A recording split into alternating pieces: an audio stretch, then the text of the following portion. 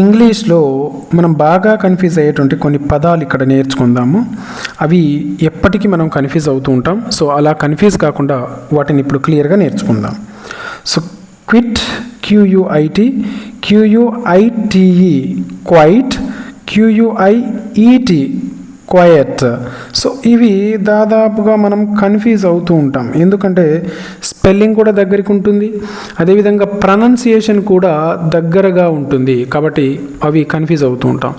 క్యూయుఐటి quit అంటే వదిలివేయడము, క్యూయుఐటిఈ quiet అంటే చాలా లేదా పూర్తిగా అని చెప్పే సందర్భంలో, కంప్లీట్లీ అని చెప్పే సందర్భంలో ఉపయోగిస్తాం.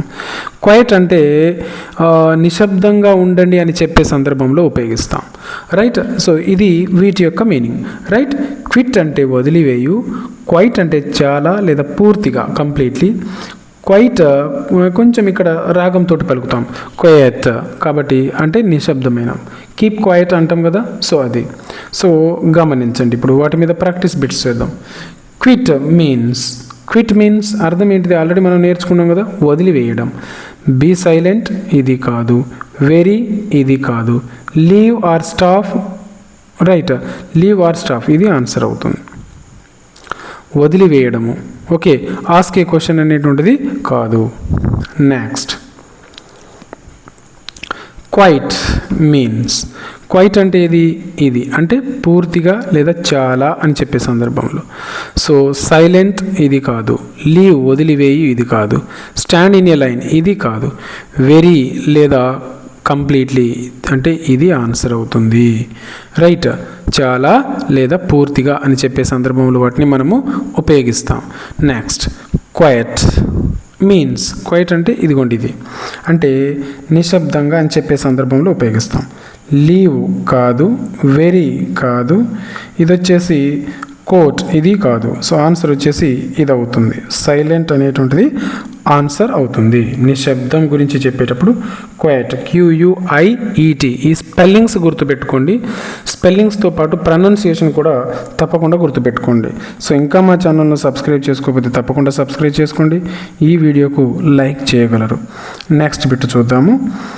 I want to dash smoking. Next, quite, quit, Q. So నేను స్మోకింగ్ను ఏం చేయాలనుకుంటున్నా, వదిలివేయాలనుకుంటున్నా. సో ఏమొస్తుంది మరి, క్విట్ అనేటువంటిది ఆన్సర్ అవుతుంది. సో ఇక్కడ ఆన్సర్ వచ్చేసి క్విట్, ఇది వదిలివేయు.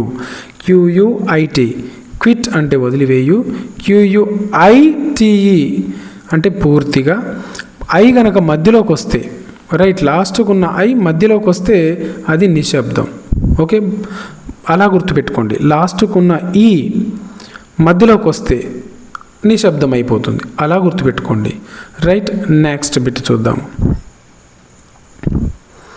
The classroom is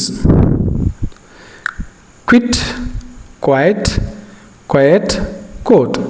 so ఎలా ఉంది, నిశ్శబ్దంగా ఉంది. బయట ఉన్న ఈ లోపలికి వస్తే అని అనుకున్నాం. సో ఇది బయట ఉంది, ఇది కాదు, అసలు ఇందులో ఈ లేదు, ఇది కాదు, ఇది కాదు. సో ఆన్సర్ ఏమవుతుంది, ఇప్పుడు బయట ఉన్న ఈ లోపలికి వచ్చింది కదా, సో ఇది క్వయట్. రైట్, ఆ విధంగా గుర్తుపెట్టుకోండి, ఈజీగా మీకు గుర్తుండిపోతుంది. నెక్స్ట్ బిట్ చూద్దాము. She is dash happy today. She is dash happy today. She is quit, quiet, Q. ఈరోజు ఆమె హ్యాపీగా ఉంది అని చెప్పాలి. సో అప్పుడు ఏం ఉపయోగిస్తాం, చాలా అని చెప్పే సందర్భం రావాలి కదా. సో ఇది బయట ఉంటే చాలా, ఈ అనేటువంటిది బయట ఉంటే అంటే ఆ పదంలో చివరికి ఉంటే చాలా, అదే చివరికి ఉన్న దాని మధ్యలోకి అంటే టీకి ముందు వేస్తే అంటే ఇది అవుతేనేమో నిశ్శబ్దం, సైలెంట్ అనే మీనింగ్ వస్తుంది. సో ఇవి ఈ వర్డ్స్కు సంబంధించినటువంటి కంప్లీట్ ఇన్ఫర్మేషన్. సో ఇంకా మా ఛానల్ను సబ్స్క్రైబ్ చేసుకోకపోతే తప్పకుండా సబ్స్క్రైబ్ చేసుకోగలరు. Thank you so much.